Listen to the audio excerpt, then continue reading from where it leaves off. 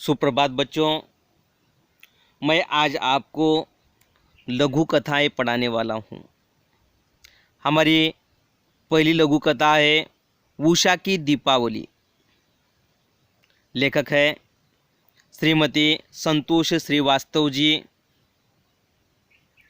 लघु कथाएं पढ़ते समय हमें यह ध्यान में देना है कि वो अपने आप में परिपूर्ण होती है। प्रथम हम लेखक का परिचय लेंगे। संतोष श्रीवास्तव जी का जन्म 23 नवंबर 1952 को मंडला मध्य प्रदेश में हुआ। आपने एमए इतिहास तथा हिंदी विषयों में उन्होंने एमए किया है। बीएड तथा पत्रकारिता की उपाधि प्राप्त की। नारी जागरूकता और उसकी अस्मिता की पहचान आपकी लेखनी के विषय है। आपकी रचनाओं में एक और वर्तमान स्थितियों तथा सामाजिक विसंगतियों का चित्रण दृष्टिगोचर होता है, तो वही दूसरी और जीवन जीने के छटपटाहट और परिस्थितियों से लड़ने की सार्थक सोच भी है। देखो, ये उनका परिचय हुआ है। उनकी प्रमुख कृतियाँ कौन कौन सी है? देखो, बह के बसंत तुम, बहते ग्लेशियर ये कहानी संग्रह है। दबे पाँव प्यार, टेम्स के सरगम, ख्वाबों के पैरहन ये उनके उपन्यास है। फागुन का मन ये ललित निबंध संग्रह है। नीली पत्तियों की शायराना हरकत या शरारत यात्रा सहस्मरण है आदि उनकी क्या है बेटा? प्रमुख कृतियाँ है। देखो, प्रमुख कृतियाँ कौन कौन सी है? दोबारा, बह के बसंत तुम, बहते ग्लेशियर ये कहानी संग्रह है उनके। दबे पाँव प्यार, टेम्स की सरगम, ख्वाबों के पैरहन ये उनके उपन्यास है। फागुन का मन ये ललित निबंध संग्रह है। नीली पत्तियों की शायराना शरारत यात्रा सहस्मरण है आदि उनकी कई रचनाएं भी है या प्रमुख कृतियाँ भी है। विधा परिचय। लघु कथा हिंदी साहित्य में प्रचलित विधा है। यह गद्य की ऐसी विधा है जो आकार में लघु है पर कथा के तत्वों से परिपूर्ण है। कम शब्दों में जीवन की संवेदना, पीड़ा, आनंद को सघनता तथा गहराई से प्रस्तुत करने की क्षमता इसमें होती है। किसी परिस्थिति या घटना को लेखक अपनी कल्पना का पुट देकर रचता है। हिंदी साहित्य में डॉक्टर कमल किशोर गोयनका, डॉक्टर संतोष दुबे, संतोष सुपेकर और कमल चोपड़ा आदि प्रमुख लघु कथाकार है। ये हुए विधा परिचय। अब पाठ परिचय की तरफ बढ़ते हैं। उषा की दीपावली लघु कथा अनाज की बर्बादी पर बालमन की संवेदनशीलता और संस्कारों को जागृत कराती है। एक और थालियाँ भर भर कर जुटन छोड़ने वाले लोग हैं, तो दूसरी ओर अनाज के एक एक कोर कोर तरसते और विभिन्न तरीकों से रोटी का जुगाड़ करते लोग हैं। मुस्कुराती चोट लघु कथा आर्थिक अभाव के कारण पढ़ाई न कर पाने की व्यवस्था तथा मजदूरी करके अपनी पढ़ाई जारी रखने की अदम्य इच्छा को दर्शाती है। यह बाल मजदूरी जैसी समस्या को इंगित करते हुए हौसला देती है, आशावाद को बढ़ाती है, सकारात्मक और संवेदनशील लघु कथा है। ये हुआ पाठ का परिचय। अब हम लघु कथा की तरफ बढ़ते हैं। उषा की दीपावली। देखो, उषा एक मुख्य पात्र है और उसकी दीपावली किस प्रकार है हम देखने वाले हैं। दादी ने नरक चौदस के दिन आटे के दीप बनाकर मुख्य द्वार से लेकर हर कमरे की देहरी जगमगा दी थी। घर पकवान की खुशबू से तरबतर था। गुजिया, पपड़ी, चकली आदि सब कुछ था, मगर 10 वर्षीय उषा को तो चॉकलेट और बंगाली मिठाइयाँ ही पसंद थी। दादी कहती है कि तेरे लिए तेरी पसंद की मिठाई ही आएगी। यह सब तो पड़ोसियों, नाते रिश्तेदारों, घर आए मेहमानों के लिए है। देखो, दीपावली के त्यौहार में ऐसे ही पकवान बनते हैं मेरे ख्याल से। और दादी ने तो क्या क्या बनाया था? गुजिया, पपड़ी, चकली आदि मीठे पदार्थ बनाए हुए थे।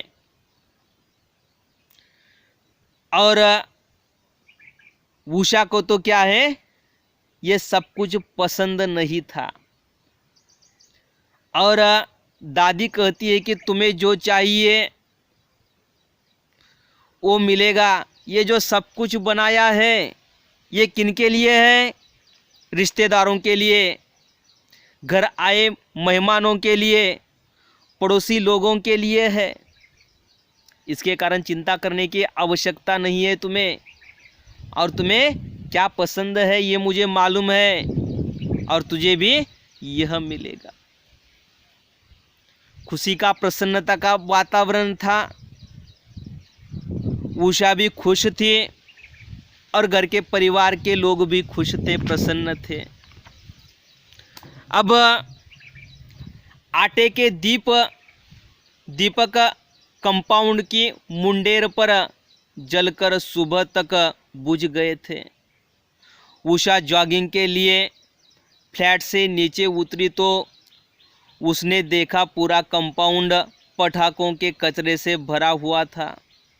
उसने देखा सफाई करने वाला बबन उन दीपों को कचरे के डिब्बों में न डाल अपनी जेब में रख रहा था। कृषकाय बबन कंपाउंड में झाड़ू लगाते हुए हर रोज उसे सलाम करता था। तुमने दीपक जेब में क्यों रख लिए? उषा ने पूछा। बबन क्या उत्तर देता है, देखो, घर जाकर अच्छे से सेक कर खा लेंगे, अन्न देवता है ना। बबन ने खिसे निपोरे। देखो, आटे के दीपक कंपाउंड के मुंडेर पर जलकर सुबह तक बुझ गए थे। देखो, ज़्यादातर गेहूं का आटा जो होता है उससे ये दीप बनाए जाते हैं। और वो किस प्रकार बनाए जाते हैं? उसको ऐसा आकार दिया जाता है कि उसमें से एक बाती रख सके और थोड़ा सा तेल रखे। और इसका इस्तेमाल क्या है? उजाला करने के लिए या अंधेरा दूर करने के लिए उपयोग किया जाता है। और ये सुबह तक क्या है, बुझ गया था। उषा जॉगिंग के लिए फ्लैट से नीचे उतर रही थी तो उसने देखा कि पूरा कंपाउंड जो है पटाखों के कचरों से भरा हुआ था। हम दीपावली के दिनों में सही में क्या है, बहुत सारे पटाखे उड़ाते हैं, लेकिन हमें यह भी ध्यान में रखना चाहिए कि क्या है, उसके कारण बहुत सारा प्रदूषण फैल जाता है और हमारे शरीर के लिए भी वो घातक होता है। इसी कारण क्या है, हमें मीठा खाना चाहिए, पेट भर खाना चाहिए, पड़ोसों के लिए, पड़ोसी लोगों के लिए देना चाहिए, रिश्तेदारों को न्योता देना चाहिए खाना खाने के लिए। हमें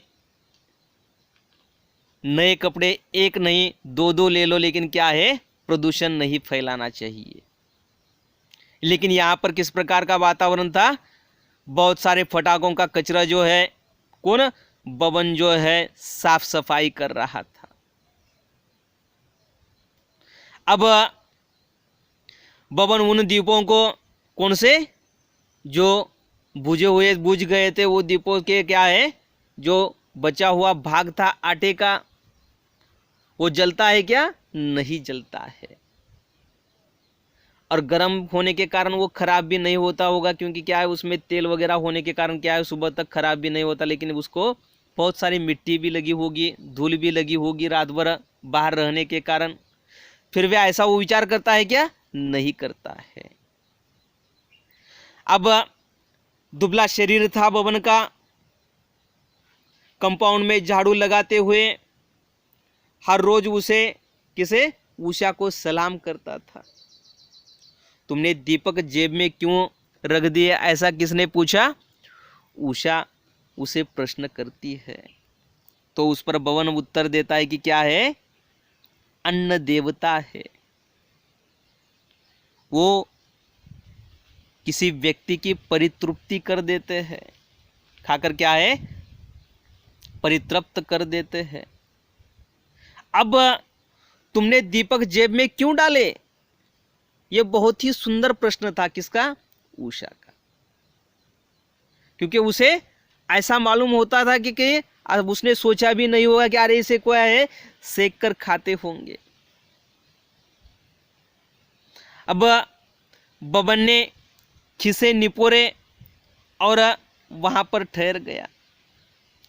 उषा की आंखें जो है विस्मय से भर उठी। तमाम दावतों में भरी प्लेटों में से जरा सा टूंगने वाले मेहमान और कचरे के डिब्बे के हवाले प्लेटों का अंबार उसकी आंखों में सैलाब बनकर उमड़ आया। वह दौड़ती हुई घर गई, जल्दी जल्दी पकवानों से थैली भरी और दौड़ती हुई एक सांस में क्या है, सीढ़ियाँ उतर गई। अब वह थी और बबन की कांपती हथेलियों पर पकवान की थैली। उषा की आंखों में हजारों दीप जल उठे और पकवानों की थैली देख बबन की आंखों में खुशी के आंसू छलक आए। देखो कैसी अवस्था है। अब उषा की आंखें जो है विस्मय से भर उठी, पानी आ जाता है उसकी आंखों में। उसे दुख होता है इस बात का, अरे कितनी दावतें मैंने देखी है, कितने लोग ऐसे होते हैं प्लेट भर खाना लेते हैं और थोड़ा सा चखते हैं, थोड़ा सा खाते हैं और क्या कर देते हैं, बाकी का सब फेंक देते हैं। वो बड़ा सा अन्न का नाश उसने देखा था, सैलाब देखा था, क्योंकि उसे यह मालूम नहीं था कि अरे ऐसे भी लोग हो सकते हैं, भूखे भी लोग मर सकते, या उनको पेट भर नहीं खाने के लिए भी नहीं मिलता है।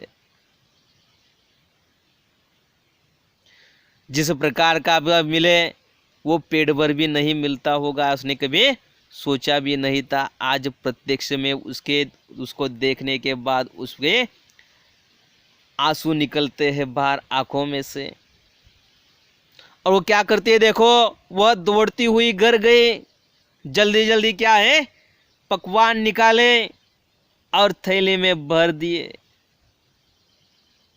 दौड़ती हुई एक सांस में सीढ़ियां उतर गई। जल्दी जल्दी उसने क्या किया, सीढ़ियाँ उतर, स्वयं उतरी। अब वह थी और बबन की कांपती हथेलियों पर पकवान की थैली। उसके हाथ कांपने लगे थे डर के मारे। और दूसरी बात जो है, अरे उसने थोड़ा सा मीठा खाया होगा, नमकीन खाया होगा, लेकिन अरे इतना सारा ये तो उसने उषा ने लाई थी। वो प्रसन्न भी था। उषा की आंखों में हजारों दीप जल उठे और पकवानों की थैली देख बबन की आंखों में खुशी के आंसू छलक आए। देखो कितनी बड़ी बात है उसके लिए। उसे लग रहा था आज उसका परिवार स्वयं पेट भर खाने वाला है, और वो भी अच्छे अच्छे पकवान। और उषा को तो ये पसंद था क्या? नहीं था। उसे तो ये चीजें पसंद ही नहीं आती थी। इसी कारण कुछ समस्याएं है क्या? नहीं है। लेकिन यहां पर उसकी आंखों में कितनी प्रसन्नता थी, देखो कैसी प्रसन्नता। जो उसने दान किया है और दान करने के बाद उसे जो प्रसन्नता मिली है वो क्या है? बहुत ही महत्वपूर्ण है। अब उससे कई गुना आज बबन प्रसन्न था। अरे ऐसे भी लोग होते, उसने देखा नहीं होगा, लेकिन ऐसे भी लोग होते, और ऐसे ही लोगों के कारण ये क्या है? सृष्टि चल रही है, मैं तो कहता हूं। और दान धर्म करना कभी भी अच्छा है। भूखे लोगों के लिए क्या है? पेट भर खिलाना, यह हमारा कर्तव्य समझना चाहिए। यहां पर ये लघु कथा समाप्त हो जाती है और हम स्वाध्याय की तरफ बढ़ते हैं। देखो आकलन हेतु पहला जो प्रश्न है, दावत में होने वाली अन्न की बर्बादी पर उषा की प्रतिक्रिया। दावत में होने वाली अन्न की बर्बादी पर उषा की प्रतिक्रिया कौन कौन सी है? देखो उत्तर किस प्रकार लिखेंगे। दावत में होने वाली अन्न की बर्बादी पर उषा के आंखों में सैलाब बनकर उमड़ आया था। उसने सोचा, एक तरफ यह बड़े लोग जूठन प्लेटों में रखकर फेंक कर चले जाते हैं, प्लेट भर मीठे पदार्थ हो, अच्छे पदार्थ हो, क्या है खाने के लिए लेते हैं, प्लेट भर लेते हैं, और उसे क्या है थोड़ा सा चख लेते हैं, और क्या है बाकी का पूरा क्या है उस डिब्बे में फेंक देते हैं।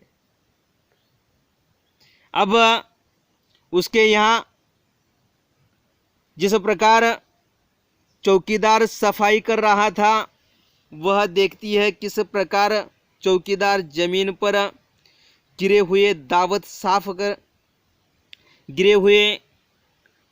साफ करके आपने जेब में भर लेता है। कौन से? जो आटे के दीपों का भाग बचा हुआ था, आटा बचा हुआ था। अब इस प्रकार भी आप लिख सकते हैं। और उसके सामने जो है ये पूरा का पूरा दृश्य आ जाता है उषा के सामने। दावतों में कितना अन्न बर्बाद हो जाता है। इसके कारण क्या होता है? अन्न की बर्बादी होती है। लेकिन क्या है इससे महत्वपूर्ण ये कि यही अन्न एक गरीबों के मिले तो क्या हो जाएगा? वो प्रसन्न हो जाएगा। उसका यह भी मानना था। इसी कारण उसके सामने ये सारा का सारा दृश्य आ जाता है। अब संवादों का उचित घटनाक्रम लगाइए। देखो यहाँ पर संवादों का उचित घटनाक्रम किस प्रकार बताया है? ये जो सही है क्या घटनाक्रम? नहीं है। अब सही कौन सा है देखो, पहला जो है कौन सा, स्कूल नहीं जाता तू अजीब है, ये हुआ पहला। दूसरा कौन सा है, माँ बाल मजदूरी अपराध है ना, देखो किस प्रकार की अवस्था है। अब तीसरा कौन सा है देखो, अरे क्या हुआ, जाना क्यों नहीं, जाना क्यों नहीं। और चौथा है जो यहाँ पर संवादों का उचित क्रम में पहला दिया गया है, वो कौन सा है, चौथा है, रुपए खर्च हो गए मालिक, ये हुआ उचित क्रम। ऐसे ही हमें एक के बाद एक क्रम लिखना है। कई बच्चे क्या कर देते हैं, ये जो क्रम है ये तो अच्छी तरीके से लगा देते हैं लेकिन वही क्रम लिख देते हैं वहां पर। ऐसा करना है क्या? नहीं है, ऐसा ही लिख देते हैं और उसे सामने जो पहला कौन सा है, स्कूल नहीं जाता तो इसे पहला कर देते हैं। दूसरा कौन सा है, माँ, इस चौथे को वहां पर ही दूसरा कर देते हैं और ये हो गया उचित क्रम। ऐसा हो गया क्या? नहीं है। तो एक नंबर कौन सा है, स्कूल नहीं जाता तो अजीब है। दूसरा, माँ बाल मजदूरी अपराध है ना। तीसरा, अरे क्या हुआ, जाना क्यों नहीं, ये तीसरा हुआ। चौथा, रुपए खर्च हो गए मालिक, ये कौन सा हुआ, चौथा हुआ। इस प्रकार हमें उचित क्रम लगाना होगा। इस प्रकार स्वाध्याय हेतु और कई प्रश्न बचे हुए हैं, वो अगली जो हमारी लघु कथा है वो लेने के बाद उसके साथ ही मैं स्वाध्याय हेतु बाकी के प्रश्न जो दिए गए वो लेता हूँ और यहाँ पर हम रुक जाते हैं। धन्यवाद बच्चों।